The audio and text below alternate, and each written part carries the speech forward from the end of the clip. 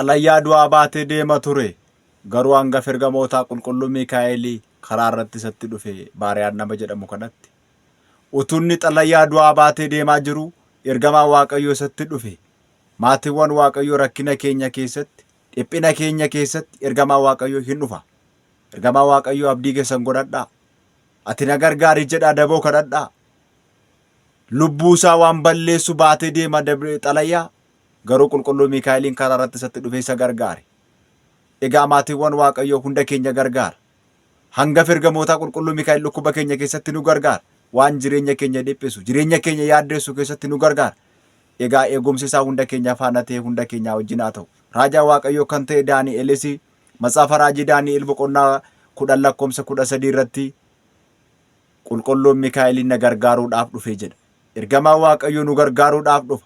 Jireenya keenya keessatti nu gargaaruuf dhufa. Dhukkuba keenya keessatti nu gargaara. Kanaaf nuyi dhukkuba hin sodaannu. Qaala'insa hin sodaannu. Waan jireenya keenya dhiphisu hin sodaannu. Ergamaan Waaqayyoo nu wajjin jira. Ergamaan Waaqayyoo hunda keenya faana haa jiraatu. Maqaa Abbaa, kan Ilmaa, kan Hafuura Qulqulluu, Waaqayyo tokkotti namannaa. Ameen. Fagaattanii biyya ambaa, as dhiyaattanii immoo biyya keessaa kan jirtan hundumtu keessan nagaa Waaqayyoo akkam jirtu, nageenyi Waaqayyoo hunda keessaniitiif haa ta'u. Maatiiwwan Waaqayyoo ijoolleen giftii keenyaa qulqulleettiin dubaroo Maariyaam guyyaa seena qabeessaa ayyaana hangafa ergamootaa isa guddicha qulqulluu Miikaa'elii baga nagaadhaan geessanii eebbisaa suknisaa hunda keenyarra oolee abulu. Egaa maatiiwwan Waaqayyoo dhugaadhumatti guyyaa seena qabeessaa ayyaanni ergamaa kanaatti yaadatamu waxabajji 12 baga nagaan geessan. Akka jaalala Waaqayyootti, akka eeyyama Waaqayyootti barumsaarra nuti walii wajjin barannu waa'ee hangafa ergamootaa isa guddicha qulqulluu Miikaa'elii ta'a jechaadha. Egaa maatiiwwan Waaqayyoo buurri barumsa keenyaa nuti walii wajjin barannu ergamoota warra dura bu'oota gurguddoo keessaatti qulqulluun Miikaa'el na gargaaruudhaaf dhufe. Matsaafa Raajii Daani'el boqonnaa 10:13 qulqulluun Miikaa'el na gargaaruudhaaf dhufe. Jecha ajaa'ibsiisaa, jecha dinqisiisaa, jecha guddaa, humna guddaa qabu kana kan dubbate hangafa ergamootaa qulqulluu Miikaa'el kan isa gargaare raajaa Waaqayyoo kan ta'e Daani'eltu akkas jedhe. Ergamoota warra gurguddoo keessaati jedha Daani'el na gargaaruudhaaf dhufe jedha. Yaa maatii Waaqayyoo, gargaarsa hangafa ergamootaa qulqulluu Miikaa'el salphaa miti, guddaadha. Raajonni warri raajii raajaa turanii, warri kitaaba barreessaa turanii ergamaa kana waamaa turanii. Ergamaan kun isaaniin gargaaraa ture. Inni isaaniin gargaaraa ture har'as nu gargaara. Mana keenya gargaara, jireenya keenya gargaara. Nutis jireenya keenya keessatti ergamaa kana waamnee jennaan, suuqii keenya keessatti waamnee jennaan, barumsa keenya keessatti waamnee jennaan, jireenya keenya keessatti waan hojjennu keessatti waamnee jennaan ergamaa Waaqayyoo nu gargaaraa jechaadha. Egaa maatiiwwan Waaqayyoo raajicha Daani'eliif oolmaa guddaa, gochaa guddaa ergamaan kun godhe mee gabaabseen isinitti hima. Sannee 12 ayyaaneffatamutti utuu hin darbin raajichi Daani'el biyya Baabiloonitti booji'amee biyya Baabiloon keessa yeroo jiraachaa ture raajaa Waaqayyoo kan ta'e Daani'el boolla leencaatti darbatamee ture. Sababa maaliidhaaf? Sababa amantii isaadhaaf. Sababa maaliidhaaf? Sababa Waaqayyoo waaqessuudhaaf. Waaqa isa jiraataa waan waaqesseef, Waaqa samii fi lafa kana uume, Waaqa hundaa godhu, hundaa dabarsee jiraatu waan waaqesseef maatiiwwan Waaqayyoo boolla leencaa keessatti gad darbatame. Yeroo kanaadhaa ergamaa Waaqayyoo qulqulluun Miikaa'el raajicha Inbaaqoomin itti erge akka inni isa gargaaru taasisaa ture. Raajichi Inbaaqoomis boolla keessatti dhaqee isaa sooraa ture. Egaa waan nama dhibu tokko leenconni Daani'eliin hin nyaanne afaan leencotaa cufee ergamaa Waaqayyoo afaan leencotaa cufee leenconni akka isa hammatanii taasise. Galanni guddaan maqaa isaatiif haa ta'u. Har'as jireenya keenya kan dhiphisu, jireenya keenya kan yaaddeessu, jireenya keenyatti bitaa kan ta'u ergamaa Waaqayyoo nurraa kuffisa qulqulluun Mikaa'eliin. Egaa maatiiwwan Waaqayyoo akkuma Daani'eel ergamaa Waaqayyoo isa oolche jarri immoo akkuma kana leenconni kun nama hin nyaatu jedhee gaafa mootichi gara leencotaatti hojjettoota isaa darba ergu caccabsanii battalatti nyaatanii. Raajicha Daani'eliin garuu hin nyaanne. Gargaarsa maaliitu wajjiniin jira Daani'el wajjin? Gargaarsa ergamaa Waaqayyootu wajjiniin jira. Ergamaa Waaqayyoo nu wajjin jiraatennaan dhukkuba hin sodaannu. Ergamaa Waaqayyoo nu faana ta'ee jennaan waan jireenya keenya dhiphisu, waan jireenya keenyatti bitaa galu, waan jireenya keenya itti qoru kamiiniyyuu nurraa kaasaa jechaadha. Waa'een ergamaa kanaa hin qoosamu. Akkas jedha raajichi Daani'el, bara isa raawwataa isa dhumaa keessa rakkina hamaatu ta'a. Bara rakkinni hamaan ta'u, bara qormaatii hamaan ta'u, bara sana keessatti yeroo rakkinni hamaa sun ta'u keessatti ergamaa guddichi Mikaa'eliin dhala ijoollee namootaadhaaf hin dhaabbataa jedha Matsaafa Raajii Daani'el boqonnaa 12 irratti. Kanaaf nuufis qulqulluun Mikaa'el jireenya keenyaaf hin dhaabbata, mana keenyaaf hin dhaabbata, suuqii keenyaaf hin dhaabbata. Jireenya keenya keessatti yeroo isa waamnu ergamaa Waaqayyoo ni argama jechaadha. Mana ergamaa Waaqayyoo keessa jiru eebbatu jira, barakatatu jira, boqonnaatu jira. Kanaaf nuti ergamaa Waaqayyoo jaallanna. Akkasumatti miti. Karaa gara biraa Looxiidhaa fi ijoollee isaa dubaraa lamaan magaalaa Sodoomiidhaaf gamoor keessaatti qulqulluu Mikaa'eliin butee isaaniin baaseera. Nunis waraana addunyaa keessaatti, qaala'insa addunyaa keessaatti, beela addunyaa keessaatti, waan jireenya keenya dhiphisu keessaatti ergamaa Waaqayyoo jireenya keenya butee baasaa jechaadha. Abidda sana isaan irraatii keessa harka butee baase qulqulluu Gabireelii wajjin. Nunis dhukkuba addunyaa nurraa dhaamsa. Waan jireenya keenyatti bitaa galu nurraa dhaamsa. Kanaaf nuti gargaarsa ergamaa Waaqayyoo waan abdannuuf hin sodaannu jechaadha. Gargaarsi isaa hunda keenya faana haa ta'uuti. Inni gara biraan Iskiyaasiidhaan gargaareera. Warra ajjeesuu dhaqan loltoota 100,000 85,000 irraa ajjeeseera. Matsaafa Raajii Isaayyaas boqonnaa 37 lakkoofsa 36 irratti jechaadha. Kanaaf ergamaan kun ergamaa haboo guddaa qabudha jechaadha maatiiwwan Waaqayyoo. Inni gara biraan diina irratti dukkana kan uwwisuudha. Diina irratti seeraa ba'uu boqonnaa 14 gubbaa irratti ijoollee Israa'eliin yeroo galaana diimaa isaaniin ceesise qulqulluu Mikaa'eliin warra diinotaatti immoo dukkana limixii isaaniin gochaa ture. Karaa isaanii saditti dukkaneessaa ture. Kanaaf maatiiwwan Waaqayyoo diinota keenyatti itti dukkaneessa, dukkana limixii isaanitti uwwisa. Nuuf garuu ergamaa Waaqayyoo ibsaa isaa nuuf ibsaa jechaadha. Galanni Waaqayyootiif haa ta'u. Karaa gara biraa ergamaa Waaqayyoo daandii jal'inaarra kan adeemanii kan eekkamudha. Seera lakkoofsaa boqonnaa 22 gubbaa irratti Baalaabii raajiin sobduu suni yeroo inni abaarsaadhaaf bahe ergamaa Waaqayyoo qulqulluun Mikaa'eliin akka inni hin abaarre jedhee isa dhorkeera. Isa dhorkee harree isaa fuuldura dhaabbateera. Kanaaf ergamaa Waaqayyoo waan jireenya keenya dhiphisu, waan jireenya keenya qoru, waan jireenya keenyatti bitaa galu ergamaa Waaqayyoo nurraa kaasaa jechaadha. Egaa gargaarsi isaa hunda keenya faana haa ta'u. Egaa erga kana jennee booda keessumatti kakuu haaraa keessatti immoo mul'ata boqonnaa 12 gubbaa irratti akkas jedha. Samii irratti lola cimaatu ta'ee, samii irratti lola guddaatu ta'ee, samii irratti yeroo lolli guddaa ta'u kuni ergamaa Waaqayyoo qulqulluun Mikaa'elii ho'ini diinota kana akka isaaniidhaan kuffise, diinota kana samii irraa akka inni gadi darbate, samii irratti nagaan akka bu'e qulqullichi Yohaannis bara 98 keessa oda lafa Ximootti yeroo hidhame keessaa hafuura qulqulluun arge nuuf barreessee nu kaa'eera jechaadha maatiiwwan Waaqayyoo. Kanaafiyyuu gargaarsi isaa addaadha. Egaa maatiiwwan Waaqayyoo mee waxabajji 12 yookaan sannee 12 waggaa waggaan maaliif ayyaaneffama kan jedhu kutaa tokkoffaasaa arrasiniidhaaf dhiyeessa. ergamaan Waaqayyoo qulqulluun Mikaa'el waxabajji 12 ayyaanni isaa kan yaadatamu waa gurguddaa sadiif isaa oliidha.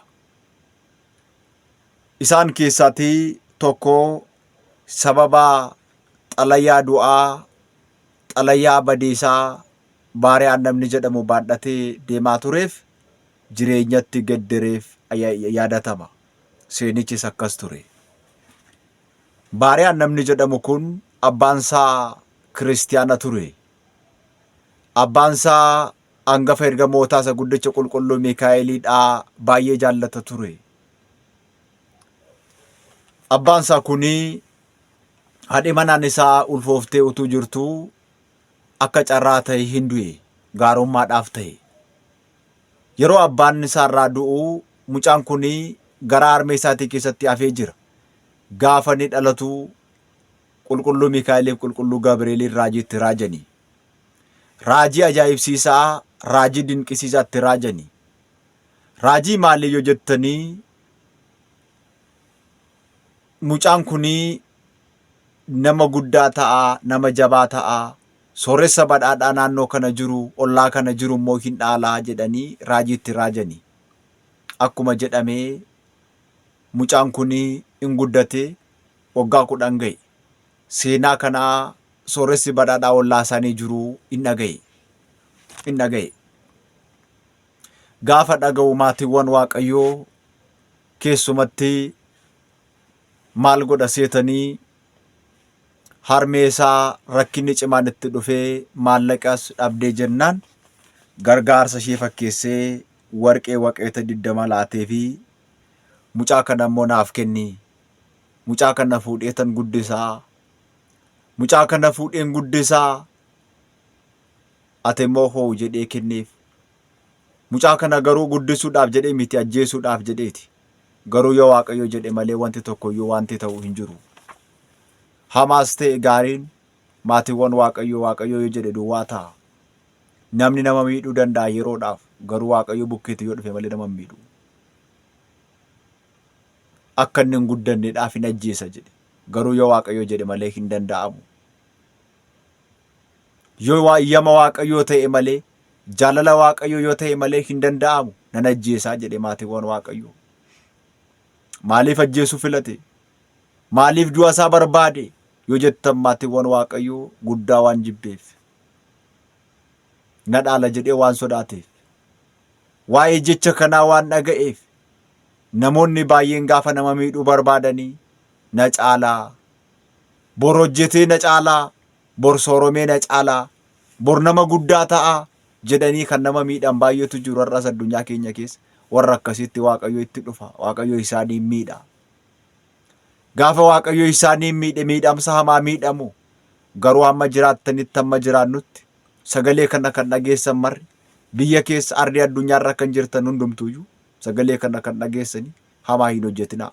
Waan gaarii hojjedhaa. Waan gaarii hojjechuun mataa moofiifi. Waan qajeelaa hojjechuun ofumaafi. Namni waan gaarii hojjetu ni eebbifama. Namni waan gaarii hojjetu dhuma isaatu tola. Namni waan jal'inaa hojjetu garuu hin bada, hin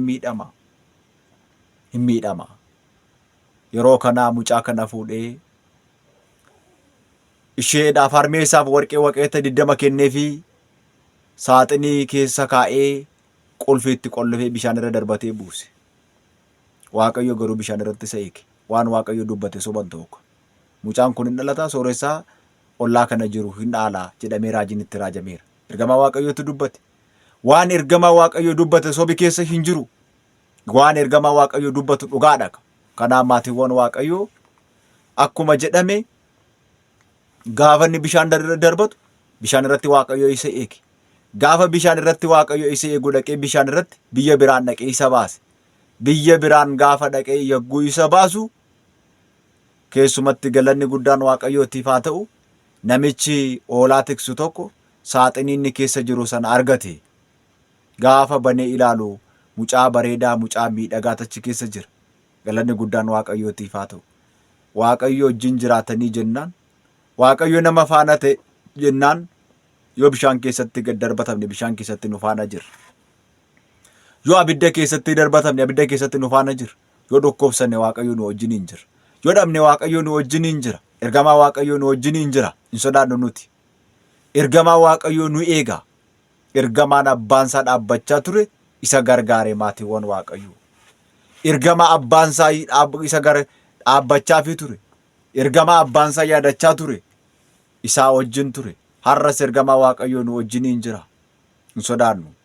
Dhukkuba hin sodaannu, qaala'insa hin sodaannu. Yeroo kana mucaan kun hin guddate.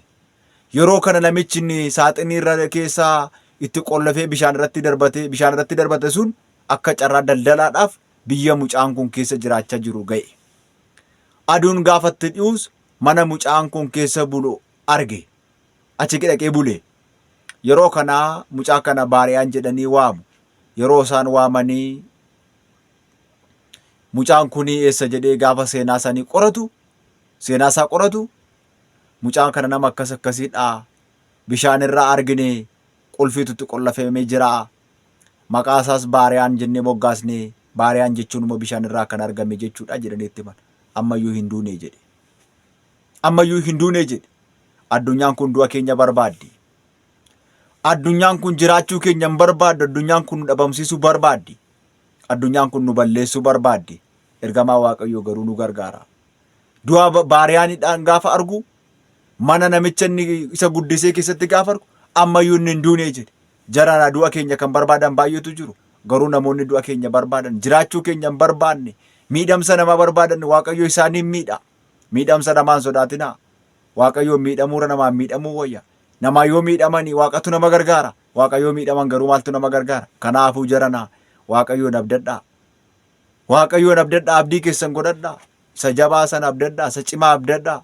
Isa aangoo qabu sana abdadhaa. Kanaaf maatiiwwan Waaqayyoo baariyaan namni jedhamu kun namicha sanaadhaan yeroon ergamu argee ergaan ergadhaa jedhee jennaan mucaan kunis tole jedhe. Gaarummaadhaaf jedhee jechaadha tole jedhe. Tole yeroo jedhu tole jedhee ka'ee xalayaa barreessee itti laate. Xalayaanni barreessee itti laatu xalayaa du'aa ture. Xalayaa du'aa baatee deema ture. Xalayaa sana maal jedhee itti barreessaa? Mucaan kun akka inni isin bukkee ga'een ajjeesaa jedhee chaabbeessee mallattoo isaatti mallatteessee erge. Xalayaa du'aa baatee deema. Nama tokkotti immoo laatiin jedhe. Hin beeku garuu gaarummaa baatee deema. Hin beeku inni garuu tolummaa baatee deema. Waaqayyo garuu nama gargaara akka namaa miti. Yeroo kanaa hangafa ergamootaan abbaansaa dhaabbachaa ture. Ji'a keessatti gaafa 12 yaadannoo isa taasisaa inni ture. Abbaansaa jechaadha. Mukti gaarii firii gaarii godhata jedhe Yohaannis cuuphaan akkuma barumsa isaa. Wangeela Luqaas boqonnaa 3 irratti akkuma lallabe. Gooftaan immoo wangeela Maatiyoos boqonnaa 7 lakkoofsa 17 irratti akkuma dubbate sana maatiiwwan Waaqayyoo hangafa ergamootaa qulqulluu Mikaa'eliin karaatti isatti dhufe. Inni xalayaa du'aa baatee deema. Qulqulluu Mikaa'eliin immoo karaa irratti isatti dhufe. Hangafa ergamootaa qulqulluu Mikaa'eliin hunda keenyaatiif haa dhufu. Jireenya keenyaaf haa dhufu. Dhukkuba keenya keessatti haa argamu inni nurraatii haa kaasu.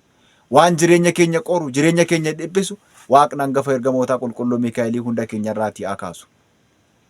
Yeroo kana maatiiwwan Waaqayyoo gaafa karaa irratti itti dhufu qulqulluu Mikaa'eliin xalayaa baachaa jirtu kana kenni nan ilaalaa gaafa jiru lakki anoo hin kennu jedhe. Yeroo kana natti qabe gaafa jiru qulqulluu Mikaa'eliin gaafa manni hafuura isaa itti baafatu xalayaa du'aa inni baatee jiru. Mucaan kun akkuma inni isin bukkee ga'een ajjeesaa kan jedhu qulqulluu Mikaa'eliin immoo akka inni isin bukkee ga'een intala koo fuusisaa. Qalma qalaa. Waamicha godhaa, ollaa waamaa, fira waamaa jedhee qulqulluu Mikaa'eliin xalayaa sana jijjiire. Galanni guddaan Waaqayyootiif haa ta'u. Xalayaa du'a keenyaa, xalayaa badiisa keenyaa ergamaa Waaqayyoo qulqulluu Mikaa'eliin hunda keenyaatiif haa jijjiiru. Karaa irratti dhufee isa gargaare hunda keenya nu haa gargaaru. Isa faana ta'etu isa gargaare. Yeroo kana maatiiwwan Waaqayyoo guyyaa 40 guute.